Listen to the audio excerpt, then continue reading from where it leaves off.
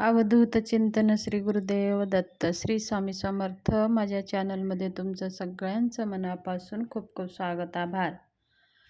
चला तर मग आज आपला विषय आहे उत्पन्ना एकादशीच्या दिवशी आर्थिक प्रगती सुधारण्यासाठी काही प्रभावी उपाय आपल्याला करायचे आहेत. आपलं उपास करत असाल तरी अतिउत्तम, जरी तुम्ही उपास करत नसाल तरीही हे उपाय आपल्याला करायचे आहेत. ह्या दिवशी कोणकोणते उपाय करावे आणि कोणकोणते नियम पाळावे ते सगळं आज या व्हिडिओमध्ये आपण जाणून घेणार आहोत. व्हिडिओ स्किप करू नका, पूर्ण पहा. नवीन आला असाल तर एकदा चॅनलला सबस्क्राईब करून लाईक जरूर करा, म्हणजे मी अशी नवीन व्हिडिओ घेऊन येत जाते ते सगळ्यांच्या अगोदर तुमच्यापर्यंत पोहोचत असते. चला तर उद्या आहे 26 नोव्हेंबर उत्पन्ना एकादशी, आणि हे उपाय आपल्याला प्रत्येक एकादशीला केला तरीही पण चालेल, आणि उद्या आवर्जून हे उपाय करा. आपल्याला सकाळी लवकर उठायचं आहे आणि आपल्या आंघोळीच्या पाण्यामध्ये चिमूटभर हळद टाकून आंघोळ करायची आहे. हळद टाकून आंघोळ केल्याने आपल्यावरती जे काही नकारात्मकता विचार आहेत ते निघून जातात आणि आपल्या व्यापारामध्ये वृद्धी होते. आपलं सकारात्मकता वातावरण राहतं, आपलं मन शांत राहतं. म्हणून आवर्जून उद्या आपल्या आंघोळीच्या पाण्यामध्ये चिमूटभर हळद टाकून आंघोळ करावी. आंघोळ झाल्यानंतर आपल्याला 1 लोटा पाणी घ्यायचं आहे आणि सूर्यनारायणाला जलार्घ्य द्यायचं आहे. आपल्याला माहिती आहे सूर्यनारायण भगवानाला जल कसं अर्घ्य द्यायचं असतं. आपलं तांब्याच्या तामणामध्ये पाणी भरून आपला हात डोक्याच्या वरती करून असं जल त्या सूर्याला अर्पण करायचं आहे. त्या सूर्याच्या धारामधून आपले सूर्यनारायणाचं दर्शन आपल्याला करायचं आहे आणि आपली आर्थिक प्रगती सुधारावं म्हणून सूर्यनारायण देवाला विनंती करायची आहे. अशा प्रकारे सुरुवात आपल्याला सूर्यनारायण देवाच्या अर्घ्याने सुरू करायची आहे. मग आपली ज्या घरामध्ये आपल्या दारासमोर जे तुळस आहे, तुळशी वृंदावन आहे, त्या तुळशी वृंदावनाची पूजा करून घ्यायची आहे. एवढंच लक्षात ठेवायचं आहे की त्या दिवशी आपल्याला तुळशी मातेला जल अर्पण करू नये, कारण तुळशी मातासुद्धा निर्जला एकादशी व्रत असतं. मग तुळशी मातेला दुरूनच हळदी कुंकू धूप दीप नैवेद्य दाखवून तुळशी मातेजवळ एक शुद्ध तुपाचा दिवा लावायचा आहे. अशा प्रकारे आपल्या तुळशी मातेची पूजा करून घ्यायची आहे.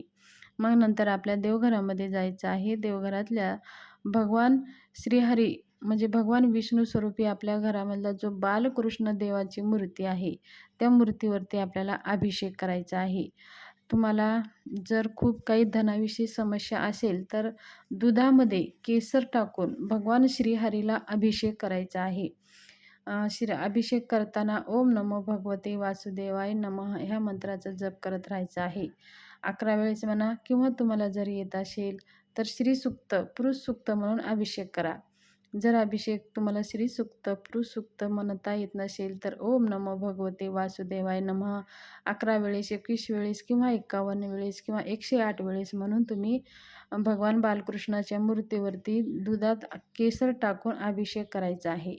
मग ते मूर्ती स्वच्छ धुवून, स्वच्छ पाण्याने धुवून, स्वच्छ कपड्याने पुसून घ्यायची आहे आणि मूर्तीला अत्तर लावून घ्यायचं आहे आणि जे वस्त्र आहे ते अर्पण करून घ्यायचे आहेत.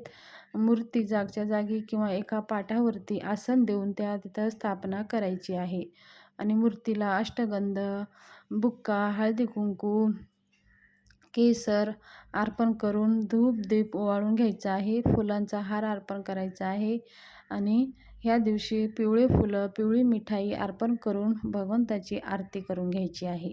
अशा प्रकारे आपल्याला ही पूजा करून घ्यायची आहे.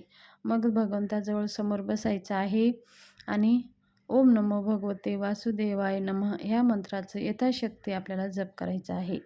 तुम्ही 1 माळ करा, 11 माळी करा, 51 माळी करा, वेळ असेल जसं तुम्हाला वेळ असेल तसं तुम्ही ह्या ओम नमो भगवते वासुदेवाय नमः ह्या मंत्राचे यथाशक्ती तुम्ही जप करू शकता. मग जप झाल्यानंतर आपल्याला जर येत असेल तर विष्णू सहस्त्रनामाचं पाठन करायचं आहे, व्यंकटेश्वर स्तोत्राचं पाठन करायचं आहे. ह्या दिवशी आपल्याला 700 श्लोकी भागवत 700 श्लोकी भागवतचं पारायण करायचं आहे. 15वा अध्याय वाचायचा आहे. गीतेचा 15वा अध्याय वाचायचा आहे. जेवढ्या काही सेवा तुम्ही भगवान विष्णूशी संबंधित आहेत, त्या सगळ्या सेवा तुम्हाला दिवसभरामधून करायच्या आहेत.